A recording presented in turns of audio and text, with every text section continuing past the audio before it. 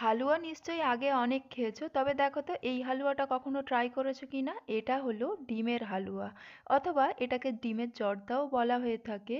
আর ডিমের রেসিপিও আজ পর্যন্ত প্রচুর ট্রাই করেছো, তবে এই রেসিপিটা কখনো ট্রাই করোনি আমার মনে হয়। তাই রিকোয়েস্ট রইলো, অবশ্যই একবার বাড়িতে ডিমের এই রেসিপিটা ট্রাই করো। প্রত্যেকেরই ভালো লাগবে, একবার খেলে বারবার চাইবে আবারও খাওয়ার জন্য।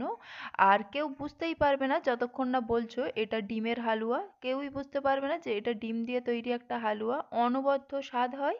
বাড়িতে অবশ্যই ট্রাই করতেই হবে একবার। তো তার জন্য আমি ফুল রেসিপির লিঙ্কটাও ডেসক্রিপশন বক্সে দিয়ে দিয়েছি, ঝটপট গিয়ে লিঙ্কে ক্লিক করো, ফুল রেসিপিটা দেখে নাও আর বাড়িতে অবশ্যই বানাও। আর বাড়িতে ট্রাই করলে কিন্তু আমাকেও অবশ্যই জানিও তোমাদের কেমন হয়েছিল ডিমের হালুয়া, অথবা তোমাদের খেয়ে কেমন এক্সপিরিয়েন্স ছিল।